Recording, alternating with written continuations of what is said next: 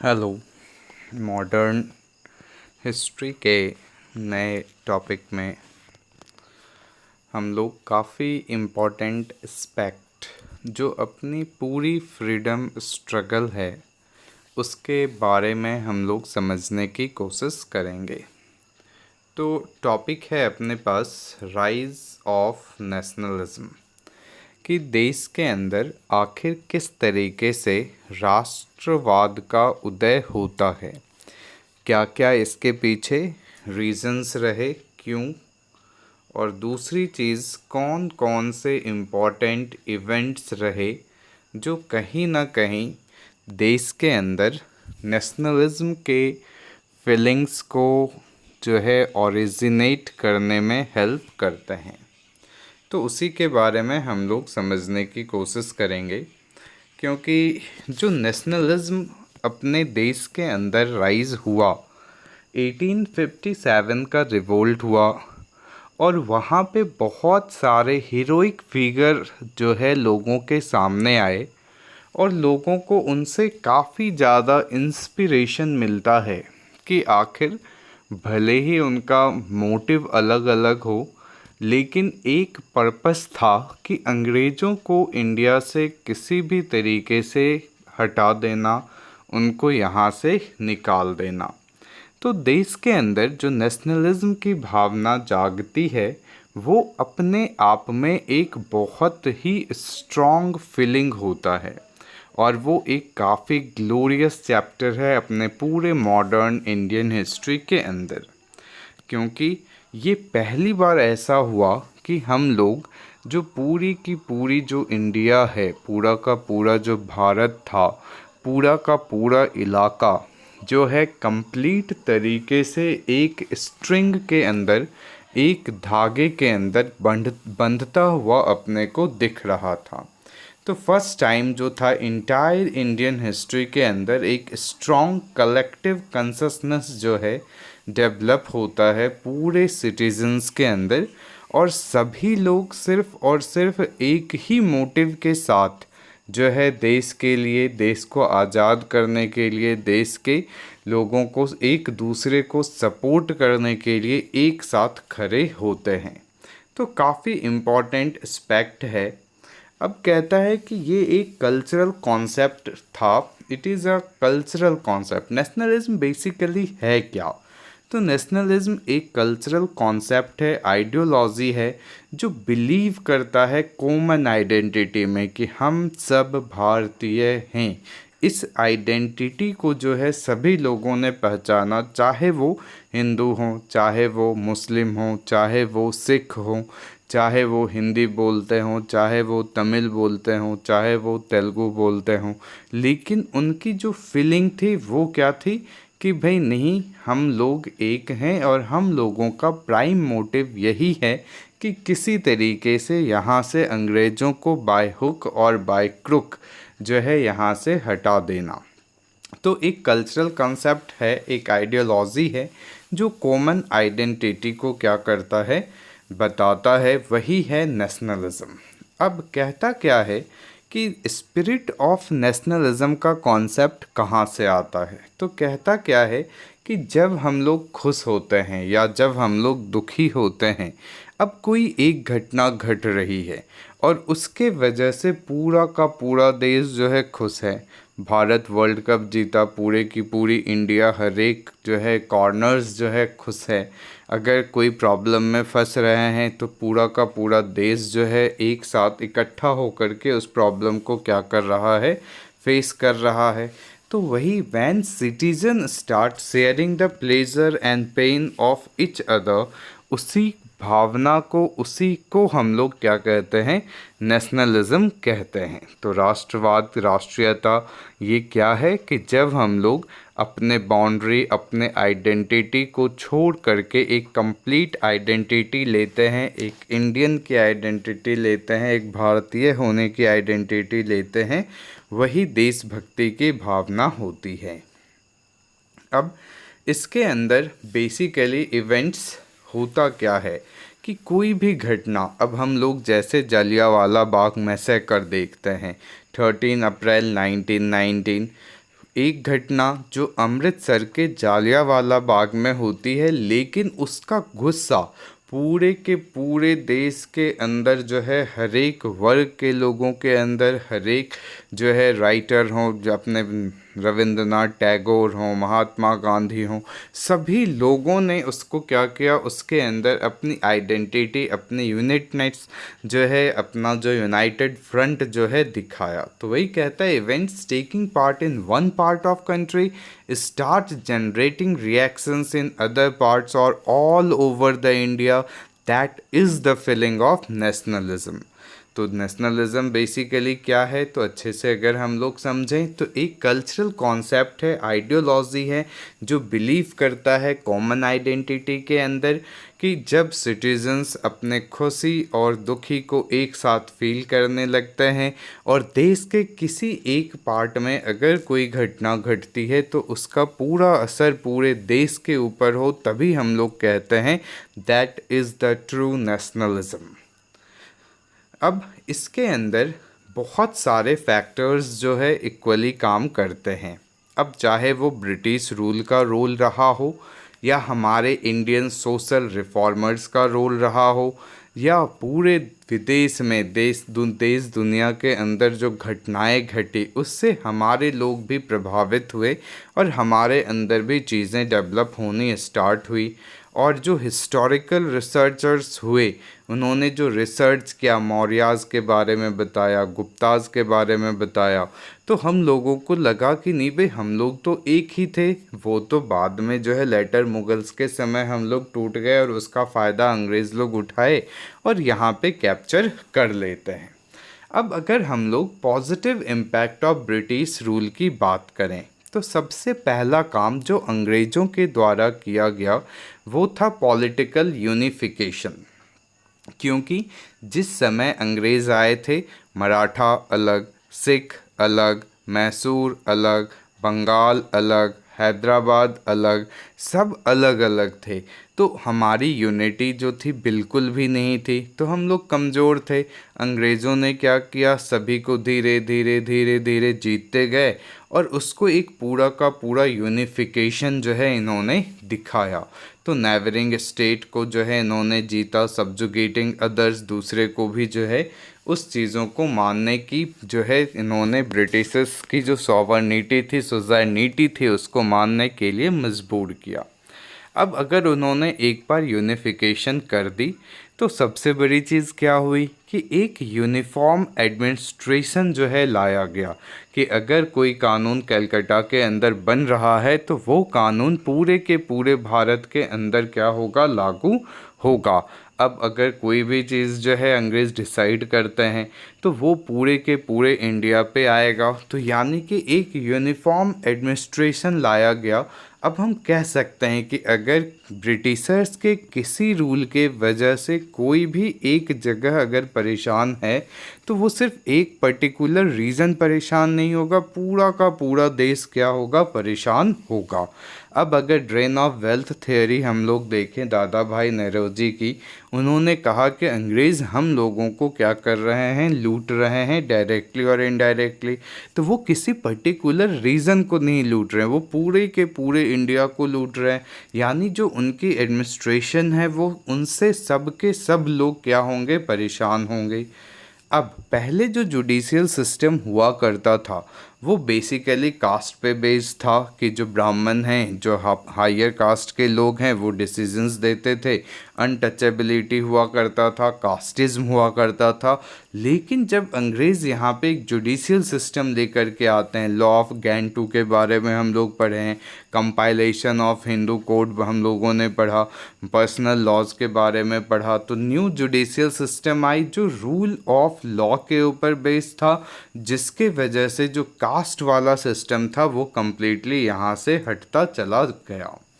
अब एक political identity जो थी वो ग्रेजुअली ट्रांसफर्ड होती गई कॉमन कल्चरल कंससनेस के अंदर। मॉडर्न मीन्स ऑफ कम्युनिकेशन अंग्रेज़ लेकर के आए कि इन्होंने रेलवेज़ जो है लॉर्ड डलहौजी लेकर के आए, टेलीग्राफ लेकर के आए, पोस्टल सिस्टम इन्होंने इम्प्रूव की, जिसके वजह से जोग्राफिकल डिस्टेंसेस काफ़ी ज़्यादा कम होते चले गए। पहले अगर एक जगह से दूसरी जगह जाना है तो काफ़ी मुश्किल था, लेकिन अब जैसे जैसे रेलवेज़ आ गए, पहले मैसेज भेजना काफ़ी मुश्किल था, टेलीग्राफ आ गया, सामान भेजना मुश्किल था, पोस्टल सिस्टम आ गए। तो इसके वजह से जो जोग्राफिकल डिस्टेंसेस हैं, चाहे वो गुजरात से लेकर के असम तक का हो, चाहे कश्मीर से लेकर के कन्याकुमारी तक का हो, वो डिस्टेंस जो था क्या होता चला गया, कम होता चला गया। और यहाँ पे जब इन्होंने देखा कि जब सब लोगों ने देखा कि भाई जो प्रॉब्लम पंजाब के लोग फेस कर रहे हैं वही प्रॉब्लम तो बंगाल के लोग भी फेस कर रहे हैं, जो प्रॉब्लम बिहार के लोग फेस कर रहे हैं वही वैसा ही प्रॉब्लम जो है कर्नाटक में भी, गुजरात में भी फेस हो रहा है, बम्बई में भी लोग फेस कर रहे हैं। तो वहाँ पे एक कॉमन वननेस की जो है फीलिंग क्या होती है, डेवलप होती है और उनको लगता है कि ये सारा का सारा जो प्रॉब्लम एराइज हो रहा है वो किसके वजह से हो रहा है, तो ब्रिटिश रूल के वजह से हो रहा है। तो क्यों नहीं इसके खिलाफ ही जो है हम लोग क्या करें, आंदोलन करें। और इस यही मेन रीज़न रहा नेशनलिज्म के एराइज होने के पीछे। अब एक सबसे इम्पॉर्टेंट चीज़ क्या आया, प्रेस सिस्टम। जो जेम्स हिकी थे वो सबसे पहला प्रेस यहाँ पे लेकर के आते हैं और वहाँ से एक इंटेलेक्चुअल यूनिटी डेवलप होना स्टार्ट होता है कि कोई घटना एक जगह पे घटी, प्रेस के माध्यम से, न्यूज़पेपर के माध्यम से वो पूरे के पूरे इंडिया में लोगों तक पहुँच गई। अब पूरे लोग जो है जब पहुँचे तो सबको उनके जो है एक्चुअल प्रॉब्लम्स रियलाइज़ होने लगे और जो हमारे लीडर्स थे वो भी नेशनलिस्ट थिंकिंग जो है किस तरीके से स्प्रेड करना स्टार्ट किए, तो न्यूज़पेपर्स के मदद से कि बहुत सारे जो अपने लीडर्स थे उन्होंने बहुत सारे न्यूज़पेपर्स जो है स्टार्ट किया, जैसे बाल गंगाधर तिलक मराठा स्टार्ट करते हैं, एनी बेसेंट कॉमनवेल्थ जो है, न्यू वेल जो है स्टार्ट करती हैं।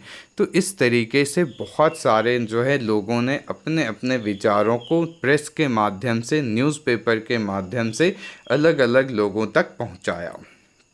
अब एक बहुत बड़ा जो इम्पोर्टेंट रोल प्ले किया जाता है वो किया जाता है वेस्टर्न एजुकेशन का, कि जो मैकाले थे, वुड्स डिस्पैच आया, तो इन सबों ने क्या किया कि एजुकेशन का जो सिस्टम था इंडिया के अंदर उसको चेंज करने की कोशिश करी और उसके वजह से यहाँ पे जो साइंटिफिक और रैशनल थिंकिंग था वो डेवलप होना स्टार्ट हुआ। कि जो एंशियंट पीरियड में हमारी पढ़ाई बहुत बहुत हायर लेवल की होती थी, आर्यभट्ट, वराहमिहिर, मिडाइवल टाइम में जो है फ़िलासफ़िकल एस्पेक्ट्स आए, लेकिन साइंटिफिकली चीज़ों को हम लोगों ने नहीं समझा। अंग्रेज़ आए तो उन्होंने जब पढ़ाना स्टार्ट किया तो हमारी जो सोच थी वो साइंटिफिक और रैशनल हो गई। अब हम लोग किसी भी चीज़ को डायरेक्टली एक्सेप्ट नहीं कर रहे थे, हम लोगों को था कि नहीं भाई हम लोगों को इसके बारे में क्या करना है, पढ़ना है, समझना है, उसके ऊपर रीजनिंग लाना है कि आखिर क्यों, कि कोई भी चीज़ हम लोग फॉलो कर रहे हैं तो उसको ब्लाइंडली फॉलो नहीं करना है। उसके अलावा जो लिबरल और प्रोग्रेसिव आइडियाज़ थे इनलाइटमेंट के वो भी इंडिया के अंदर आने स्टार्ट हुए। कि उस समय के जो रूसो थे, जॉन लॉके थे, तो उनकी जो फ़िलासफ़ीज़ थी वो जो वहाँ पे लिखते थे फ्रेंच रिवॉल्यूशन के समय, अमेरिकन रिवॉल्यूशन के समय जो आइडियाज़ प्रोपगेट हुए वही आइडियाज़ की स्टडी हमारे यहाँ के जो पढ़े लिखे लोग थे उन्होंने किया और उन्होंने सोचा अगर वहाँ पे क्रांति हो सकती है, वहाँ पे ये चीज़ें आ सकती है, वहाँ पे लिबर्टी आ सकती है, फ्रैटर्निटी आ सकती है, तो यहाँ पर क्यों नहीं। तो हमारे जो लोग थे वो वेस्टर्न एजुकेशन जब उनको मिला तो उनको भी जो है नए नए इनलाइटमेंट के आइडियाज़ जो है आने स्टार्ट होते हैं। अब कई बार जो है इसको अगर हम लोग क्रिटिकली देखें कि जो है कि अगर एक बार नेशनलिज्म हमारे यहाँ पे डेवलप होना स्टार्ट हुआ तो बहुत सारे लोगों का मानना है कि जब नेशनलिज्म इमर्ज हुआ और ब्रिटिशर्स उसको कंट्रोल नहीं कर पाए तो इसलिए वो उस चीज़ का क्रेडिट लेना स्टार्ट किए। एक्चुअली में उनका पर्पस हर एक चीज़ के लिए अलग अलग था, लेकिन वो कहीं ना कहीं हमारे लिए बेनिफिट होता चला गया। अब जैसे रिचर्ड कपलैंड का कहना है कि Indian nationalism was the child of British Raj, कि जो भारत के अंदर देशभक्ति की भावना, राष्ट्रीयता की भावना आई वो किसके वजह से आई, तो ब्रिटिश के वजह से आई। लेकिन वही था कि जो है कि अब जब कंट्रोल उनके हाथ में नहीं रहा तो उन्होंने जो है इन चीज़ों को आगे लाके बोलना कोशिश किया, क्योंकि हमें पता है कि अगर उन्होंने पॉलिटिकल यूनिफिकेशन किया था तो उनका एकमात्र पर्पस था कि कॉलोनियल रूल वो अपना इंक्रीज करें, यूनिफॉर्म एडमिनिस्ट्रेशन लाए, क्योंकि उनको दिक्कत हो रही थी तो इफ़ेक्टिव रूल के लिए वो यूनिफॉर्म एडमिनिस्ट्रेशन लाए। रेलवे वो हमारे लिए नहीं लेके आए थे, हम लोगों का फ़ायदा हुआ। रेलवे का पर्पस क्या था भाई, ताकि अलग अलग इलाकों को कनेक्ट किया जाए, ताकि यहाँ से वो रॉ मटेरियल लेके जा सकें, चाहे वहाँ पे जो मैन्युफैक्चर्ड गुड्स है उसको इंडिया के हर एक कॉर्नर्स तक पहुँचाया जा सके। और इनफैक्ट वहाँ पे जो इन्वेस्टर्स थे, जो पैसे वाले लोग थे, वो यहाँ पे रेलवे में इन्वेस्ट कर रहे थे ताकि इनको प्रॉफिट क्या हो सके, ज़्यादा से ज़्यादा मिल सके। वो यहाँ पे टेलीग्राफ और पोस्टल सिस्टम लाए क्योंकि उनको इस चीज़ की ज़रूरत थी कि कहीं पे रिवोल्ट हुआ, कहीं पे कुछ हुआ, तो वो इस चीज़ के लिए क्या कर रहे थे, इन चीज़ों को डेवलप कर रहे थे। एजुकेशन की अगर हम लोग बात करें तो उनका पर्पस तो था एक क्लरिकल वर्क तैयार करना, कि वो भाई ऐसा होना चाहिए जो देखने में रंग में तो क्या हो, इंडियन हो, लेकिन सोचने में उसकी जो सोचने का तरीका हो वो कैसा हो, अंग्रेज हो। तो वो कर तो खुद के लिए रहे थे, लेकिन डायरेक्टली इनडायरेक्टली फ़ायदा किनका हुआ, तो हम लोगों का हुआ। तो ये चीज़ें हम लोग देखते हैं कि कुछ चीज़ें जो अंग्रेज़ के द्वारा किया गया, लेकिन वो कहीं ना कहीं इंडियंस के लिए क्या था, फ़ायदेमंद था। अब हम लोग देखेंगे निगेटिव इम्पैक्ट। अब अंग्रेज़ों का जो रूल था उसका एक्चुअल नेचर तो क्या था भाई, कॉलोनियल नेचर था, डेस्पोटिक थे वो लोग, एंटी पीपल थे, उनको तो बिल्कुल पसंद नहीं थे इंडियंस, रेसिस्ट थे, बहुत ही भद्दा भद्दा कमेंट करते थे, Indians and dogs are not allowed, unethical तरीके से वो रूल करते थे, इमोरल थे, एलियन रूल था कि ब्रिटिश पार्लियामेंट जो है लंदन में रह करके इंडिया के ऊपर अपना कानून चला रहा है, इनसेंसिबल थे, एक्सप्लॉयटेटिव थे, कि उनका पूरा का पूरा तो दिमाग जो था कि किस तरीके से इंडिया के रिसोर्सेज को वो अपने फ़ायदे के लिए क्या करें, यूज़ करें।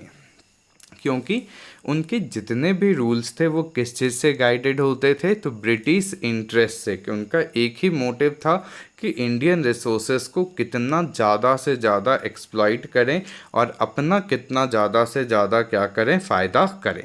और इसी के लिए जो है उन्होंने बहुत सारे चेंजेस लेकर के आए, चाहे वो सिविल में लेके आए हों, जुडिशियल लेके आए, रेवेन्यू एडमिनिस्ट्रेशन लेकर के आए, और उनकी जो सिस्टम्स थे उसके वजह से बहुत ज़्यादा जो किसान थे उनके ऊपर प्रेशर पड़ा, और एक समय ऐसा आता चला गया कि उन लोगों की जो रोजी रोटी थी, उनकी ज़मीन जो थी उनसे छीन लिया गया।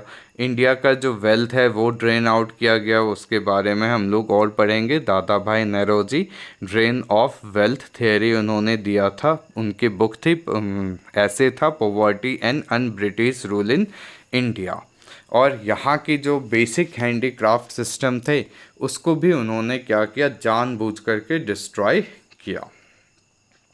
दूसरा जो इम्पोर्टेंट रोल प्ले किया गया है वो प्ले किया गया है किसके द्वारा, तो सोशियो रिलीजियस रिफॉर्म मूवमेंट्स। ठीक है, कि हमारे यहाँ पे जो राजा राम मोहन राय हुए, स्वामी विवेकानंद हुए, स्वामी दयानंद हुए, तो बहुत सारे जो ऐसे रामकृष्ण परमहंस जी हुए जिन्होंने लोगों को इनलाइटन किया।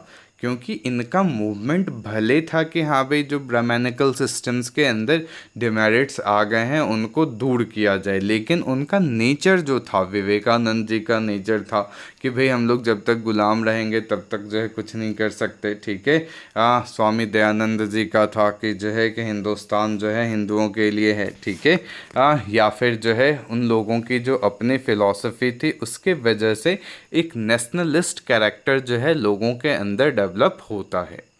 रिफॉर्मर्स जो थे वो ट्रेडिशनल बिलीव्स को एग्जामिन करते थे, किसके हिसाब से, तो जो नॉलेज उन्होंने एक्वायर किया था उसके हिसाब से, क्योंकि रिफॉर्मर्स जो थे लॉजिक और रीजंस के पीछे ही काम करते थे।